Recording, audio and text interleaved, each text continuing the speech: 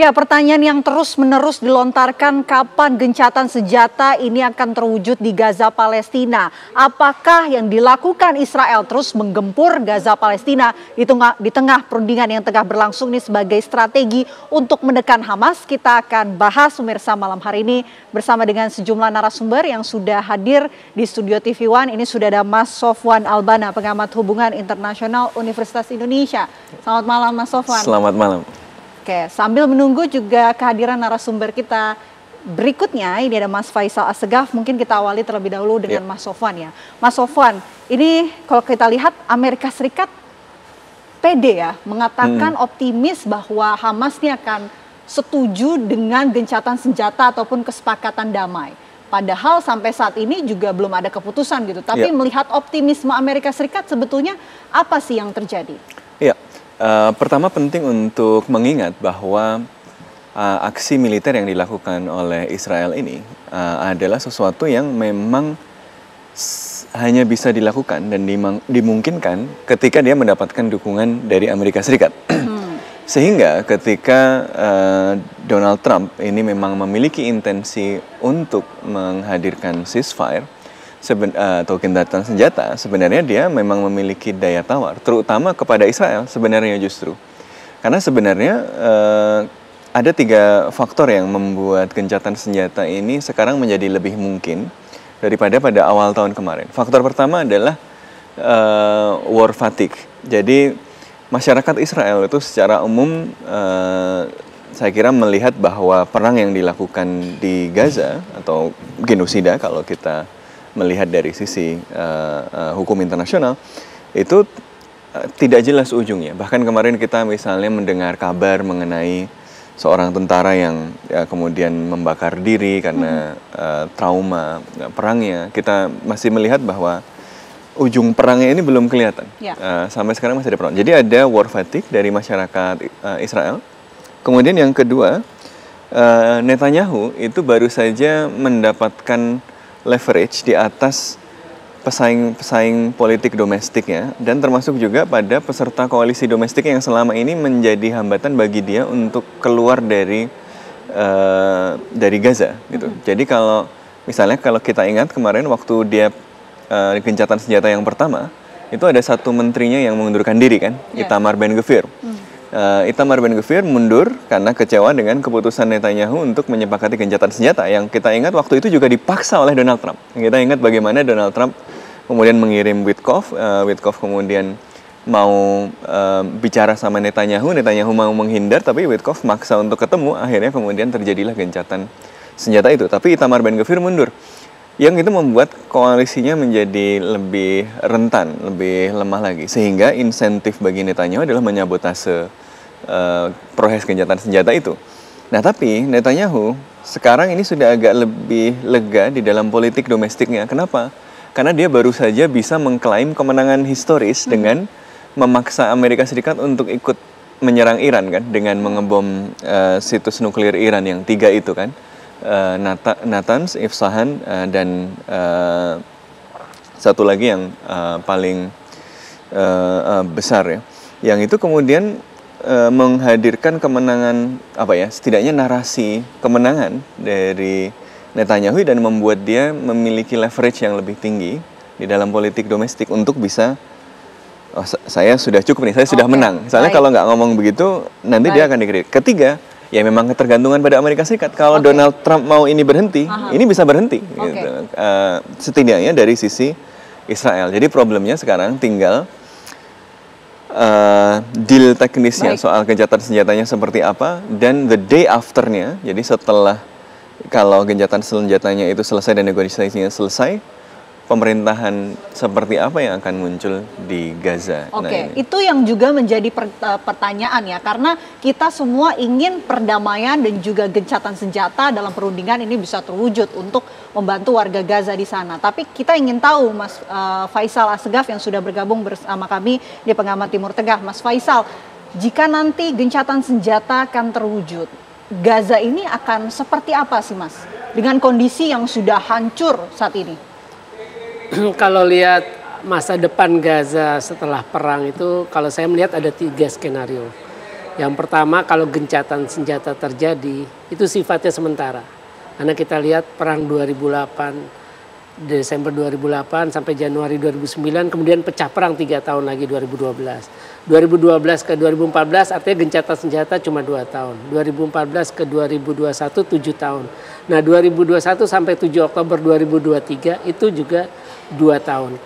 Artinya gencatan senjata itu sifatnya sementara karena pada hakikatnya kan Hamas pasti sebagai bangsa Palestina sebagai bangsa yang dijajah punya hak untuk melawan. Sama sebagai penjajah Israel juga akan melihat Hamas sebagai serangan 7 Oktober kemarin itu mengubah persepsi baik Hamas maupun Israel. Hamas melihat bahwa Israel tidak sekuat seperti digembar-gemborkan. Artinya bisa ditembus lewat serangan 7 Oktober 2023. Nah, sebaliknya Israel akan melihat bahwa selama masih ada Hamas di Gaza, maka ini adalah ancaman nyata bagi keamanan dan eksistensi Israel. Jadi gencatan senjata itu hanya jeda perang. Kemudian skenario kedua adalah kalau memang skenario kedua itu adalah perang berlangsung terus-menerus.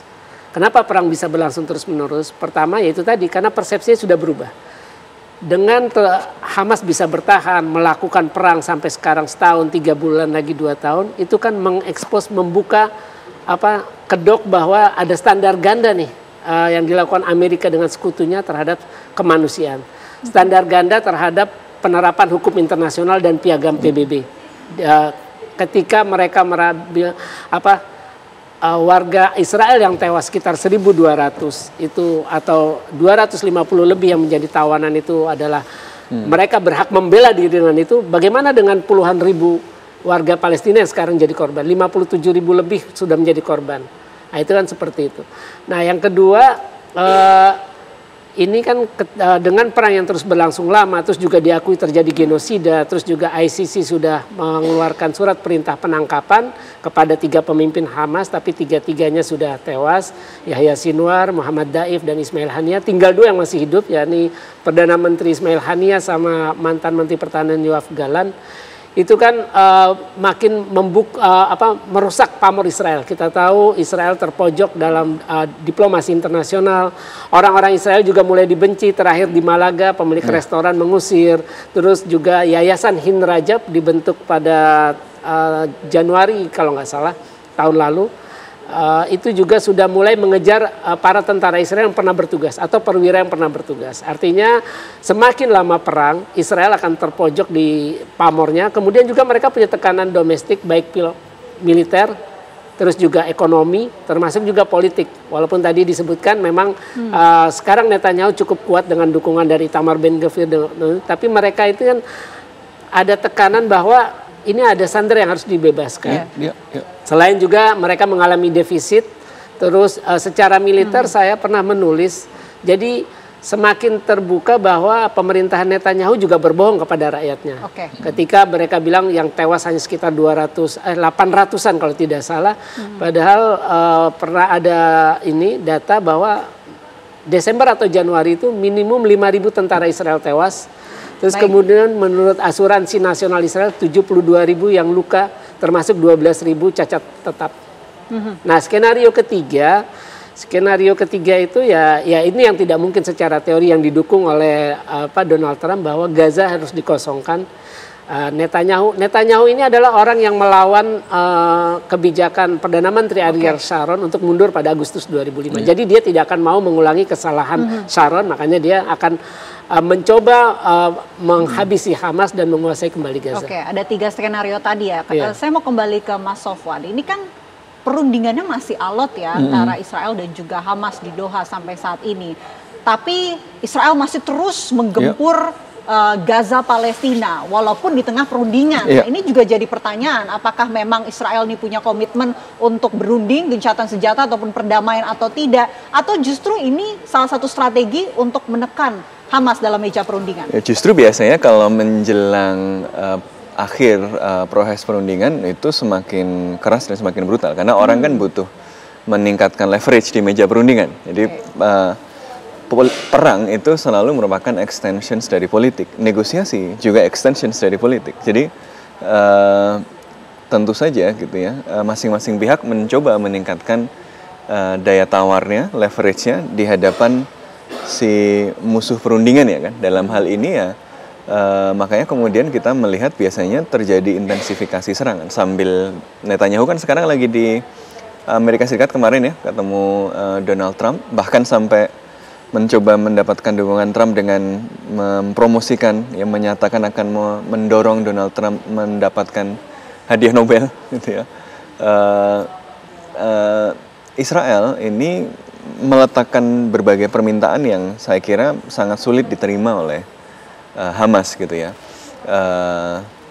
Dan Hamas sendiri juga memiliki beberapa permintaan yang masih sangat sulit diterima oleh Israel kan. Beberapa poin yang mereka masih belum ketemu itu kan sebenarnya hal yang sangat fundamental. Pertama soal penyaluran bantuan. Israel ingin bahwa selama gencatan senjata yang beroperasi masih GHF, Gaza Humanitarian Foundation, yang sejak beroperasi itu setiap hari ratusan dan ratusan orang luka-luka atau bahkan sampai meninggal gitu di sekitar area operasinya. Dan bahkan kemarin ada laporan dari Associated Press yang mendapatkan bocoran orang dalam dari pengelola GHF, ya memang mereka nembakin orang gitu loh, nembakin orang yang nyari bantuan gitu ya, sehingga tapi Israel mau itu tetap stay, sementara Hamas mau yang kemudian dalam masa gencatan senjata yang mengelola bantuan itu nanti badan-badan PBB dan masyarakat internasional yang lebih netral. Kemudian yang kedua, Hamas menghendaki Israel mundur dari wilayah-wilayah yang kemudian diambil lagi oleh Israel setelah gencatan senjata yang pertama dilanggar. Kemudian yang ketiga ya soal endgame-nya setelah selesai ini mau seperti apa? Seperti tadi dibilang oleh Bang Faisal, Israel maunya kembali menguasai. Kan kemarin di pertemuan dengan Donald Trump, Netanyahu mengatakan bahwa kalaupun nanti ada Palestina yang merdeka termasuk di Gaza, kontrol militer tetap di Israel. Artinya apa? Salah satunya di Gaza yang dibayangkan adalah kontrol militer terus. Ini kan kemarin ada berita yang cukup ramai di media Israel ya, bahwa Netanyahu dan komandan militer Israel itu berdebat karena Netanyahu mau pokoknya Israel tetap akan occupy Gaza setelah perang ini. Menarik yang apa dikatakan oleh Mas Sofwan dan juga Mas Faisal yang menyebut gencatan senjata ini ternyata jatuhnya adalah jeda perang begitu. Tapi apa sih yang membuat perundingan antara Israel dan juga Hamas ini belum juga menemukan titik terang ataupun belum juga ada hasilnya? Kita akan kupas tuntas usai jeda. Apa kabar Indonesia Malam akan kembali untuk Anda sesaat lagi pemirsa. Kita lanjutkan diskusi kita Mas Faisal. Ini beberapa waktu lalu terjadi pertemuan antara Presiden Amerika Serikat Donald Trump dan juga Netanyahu yang disebut-sebut membahas pengusiran warga Gaza ke negara tetangga. Apa sebetulnya yang ingin dilakukan oleh Amerika Serikat dan juga Israel dengan pembahasan tersebut? Ya, saya kira salah satu strategi penjajahan Israel atas Palestina adalah politik demografi, yaitu bagaimana mengusir orang Palestina agar mereka bisa mengklaim itu wilayah mereka. Kan ini yang selama ini dijalankan. Di tepi barat juga seperti itu, di Hebron. Kemudian juga ini kan banyak ada ratusan permukiman dan terus diperluas terutama di Yerusalem Timur untuk mengklaim bahwa Yerusalem Timur itu adalah wilayah mereka, tidak pantas untuk jadi ibu kota Israel itu. Nah, saya kira apa yang pernah disampaikan Presiden Prabowo Subianto ingin merelokasi, mengevakuasi 1.000 korban luka, mungkin karena tidak terdengar lagi wacananya sudah dibatalkan karena memang pertama itu akan mendapat resistensi di dalam negeri. Kita punya masalah defisit anggaran, ekonomi lesu, terus juga ada masalah di bidang kesehatan. Tiba-tiba ada orang Palestina yang diperlakukan tanda kutip secara istimewa, ya di kesehatannya, terus makannya, terus tempat tinggal, dan itu kan beban anggaran yang sangat besar di saat kita sedang Prabowo mengkampanyekan efisiensi anggaran. Jadi ini kan rencananya ini bukan rencana yang baru saja dibuat ya, baik itu Amerika Serikat dan juga Netanyahu. Ternyata rencana ini sudah lama dibuat. Apa konsekuensinya jika nanti ini terwujud, Mas Sofwan? Karena ada kekhawatiran bahwa Israel dan juga Amerika Serikat akan bersekongkol untuk mengusir warga Gaza Palestina dari tanah Palestina. Kalau kita menggunakan kacamata hukum internasional, para ahli hukum internasional bahkan termasuk yang dari Israel sendiri seperti Ras Segal dan yang lain-lain, mereka mengatakan ini clear textbook ethnic cleansing, textbook genosida. Jadi genosida dan kemudian ethnic cleansing itu salah satu caranya adalah menciptakan kondisi yang tidak mungkin menopang kehidupan supaya orang-orang yang tadinya hidup di situ itu terpaksa pindah. Tadi Netanyahu dilaporkan bilang ada freedom for choose, yang mau tinggal silahkan tinggal, yang nggak tinggal, yang mau pergi silahkan, jangan dilarang. Tapi mana mungkin ada freedom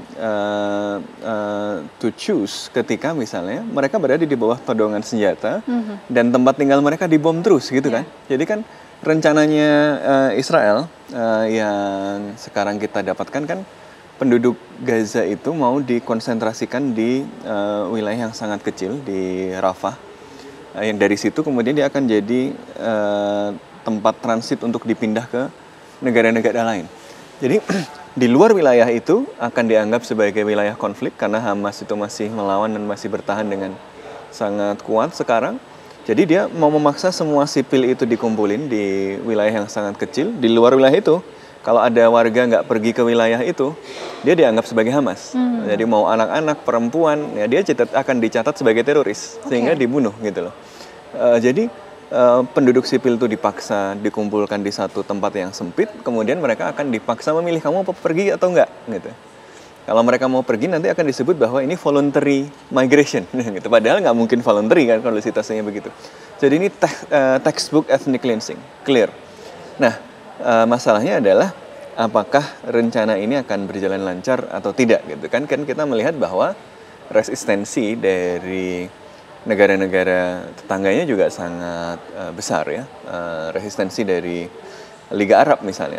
Kalau skenario Israel dan Amerika Serikat kan, Israel mau menguasai kembali wilayah Gaza dengan cara apa? Dengan mengubah demografinya, dengan cara apa? Memindahkan sebanyak-banyaknya orang Gaza keluar Gaza, kemudian dipecah ke berbagai negara. Tetangga. Tidak hanya negara tetangga, tentu negara yang jauh-jauh juga termasuk Eropa, tapi dipindah kecil-kecil gitu ya. 10.000 gitu, sampai 2 jutanya itu hilang atau tersisa sangat sedikit. Nanti mungkin tersisa dalam gated communities, di dalam kantong-kantong, atau dalam bahasa yang lebih lugas dalam concentration camps gitu. Jadi nanti akan ada kantong-kantong yang di sekelilingnya militer Israel kemudian menguasai pengelolaannya. Nah, tapi kan ini ditolak. Liga Arab itu kan menawarkan alternatif. Alternatifnya apa?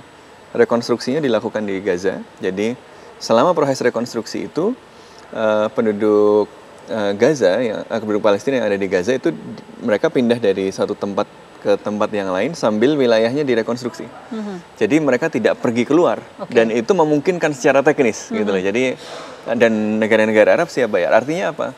Artinya ada alternatif skenario lain yang ditawarkan. Jadi ini masih kuat-kuatan gitu ya. Alternatif lain ya. Saya mau tanya ke Mas Faisal, alternatif lain yang ditawarkan oleh Liga Arab itu realistis nggak sih untuk dilakukan?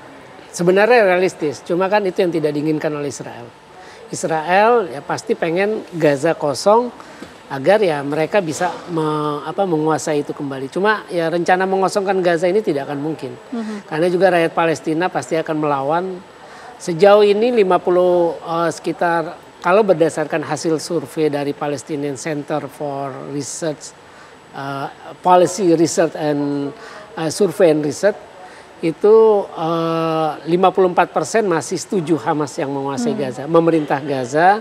Kemudian juga mayoritas di atas 50% itu masih setuju bahwa perlawanan bersenjata itu tetap dilakukan. Karena itu cuma satu-satunya cara dalam melawan Israel. Oke. Rencana pengusiran warga Gaza ke negara-negara tetangga atau bahkan kalau kata Mas Sofan negara-negara lain juga. Ini ada kaitannya juga dengan alotnya diskusi ataupun perundingan mengenai gencatan senjata antara Israel dan juga Hamas? Tentu saja. Jadi kalau tadi skenario idealnya Israel adalah Gaza retaken, ya, kesalahan tahun 2005 mundur dari Ariel Sharon itu dalam kepalanya Netanyahu kan kesalahan politik yang besar itu bisa digagalkan, dibatalkan sehingga Israel mengambil kembali wilayah Gaza. Kan dulu Gaza banyak settlement juga, banyak pemukiman Yahudi di situ yang ilegal ya. Makanya sekarang koridor-koridornya itu kan dinamai dengan nama bekas pemukimannya. Netzarim itu nama pemukiman ilegal Yahudi di Gaza sebelum penarikan mundur tahun 2005. Nanti skenario ideal itu yang Israel seperti itu. Tapi ada endgame alternatif soal setelah perang ini akan jadi seperti apa. Endgame-nya Israel adalah Israel menguasai kembali Gaza, setidaknya secara militer. Tapi kemudian ada alternatif endgame lain tentu saja. Hamas terbuka misalnya dengan option bahwa oke, Hamas nggak pegang lagi kalau memang itu dianggap sebagai red line. Tetapi yang pegang adalah sebuah pemerintahan teknokratik yang terdiri dan mewakili berbagai fraksi di dalam kelompok perlawanan Palestina. Jadi bukan Hamas, tetapi orang Palestina sendiri yang menentukan, gitu ya, bukan orang luar. Nah ini yang Hamas terbuka dengan opsi ini. Tentu yang ideal buat Hamas masih pegang, gitu ya. Tapi kalau itu sulit deal, Hamas pun terbuka dengan oke, tapi masih Palestina yang menentukan. Opsi lain adalah dipegang oleh otoritas Palestina. Tapi opsi dipegang Hamas, dipegang kelompok teknokratik Palestina, atau dipegang otoritas Palestina ini ditolak mentah-mentah oleh Israel. Karena mereka nggak percaya sama Palestina, dan mereka nggak ingin Palestina punya kemampuan untuk kemudian mengelola pemerintahan yang efektif, gitu ya. Tapi ada alternatif lain, misalnya yang muncul dari diskusi-diskusi ini, misalnya ada semacam mandat yang kemudian diberikan ke beberapa negara Arab yang dianggap bersahabat dengan Israel, seperti Uni Emirat Arab atau Mesir. Atau ada skenario lain, misalnya ada seorang tokoh Palestina yang dianggap cukup bersahabat dan bisa diterima oleh Israel seperti Dahlan, gitu ya. Nah ini skenario ini masih semuanya masih on the table, sehingga memang masih mempersulit proses negosiasi karena belum ketemu memang. Ada skenario, ada opsi-opsi, termasuk juga dengan opsi alternatif tersebut. Apakah mungkin kemudian baik itu kedua belah pihak akan mengambil opsi ataupun skenario yang tadi sudah dijabarkan oleh Mas Sofwan, Mas Faisal? Saya kira Gaza setelah perang ini akan kembali ke status quo. Hamas tetap berkuasa di sana. Israel tidak akan bisa menguasai. Karena kita lihat hampir 2 tahun ini kan Hamas masih bisa melakukan perlawanan. Itu kan yang diserang itu kan warga sipil, infrastruktur sipil. Kalau video-video yang dirilis IDF itu kan hanya memperlihatkan tentara menembak ruang kosong. Sedangkan kalau yang dirilis oleh Brigade Saraya Al-Quds, sayap militer Jihad Islam, maupun Brigade Izzuddin Al-Qassam, sayap militer Hamas, itu memperlihatkan mereka memang menyerang target militer Israel. Jadi ya Israel tidak akan bisa menguasai Gaza, dan juga ya akhirnya kembali ke status quo, Hamas yang tetap akan berkuasa di sana. Karena ya itu tadi, hasil survei 2023 pertengahan itu memang ada penurunan. 70%, 70-an persen itu 2023 menyetujui perlawanan bersenjata satu-satunya opsi untuk menghadapi Israel. Nah, pertengahan 2024 survei yang sama itu turun jadi sekitar 50-an persen. Tapi kepercayaan masyarakat terhadap Hamas tetap tinggi. Sebaliknya kepada Fatah itu rendah. Karena survei 2023 itu 80% tidak lagi percaya dengan pemerintahan Abbas dan minta Abbas untuk mundur. Jadi sulit untuk opsi tadi yang disebutkan oleh Mas Sofwan bahwa Fatah, otoritas Palestina yang memerintah di Gaza itu tidak akan bisa. Terus juga kalau orang luar yang memerintah kan sama saja. Loh ini bagi Hamas, bagi pejuang Palestina, loh, kok orang lain penjajah. Siapa mereka? Walaupun bukan Israel, tapi kan mereka tidak berhak memerintah di Palestina. Jadi ya akan kembali ke status quo. Baik. Akan kembali ke status quo, Hamas yang akan berkuasa. Ya Israel akan keluar dari Gaza. Israel akan keluar. Itu harapannya, semoga perundingan antara Israel dan juga Hamas yang masih berlangsung alot sampai saat ini segera membuahkan hasil. Tentunya kita terus pantau. Terima kasih Mas Sofwan atas waktunya. Terima kasih Mas Faisal Segaf atas waktunya di Apa Kabar Indonesia Malam. Selamat malam. Terima kasih. Dan pemirsa, diskusi tadi sekaligus menutup perjumpaan kita di Apa Kabar Indonesia Malam. Saya Vena Kintan. Dan saya Kanana, pemirsa, pamit undur diri. Sesaat lagi program Indonesia Business Forum akan hadir bersama dengan Celia Alessandra dengan tema diversifikasi pasar ekspor, siasati tarif Trump. Akhir kata dari Apa Kabar Indonesia Malam pamit. Terima kasih, selamat malam. Sampai jumpa.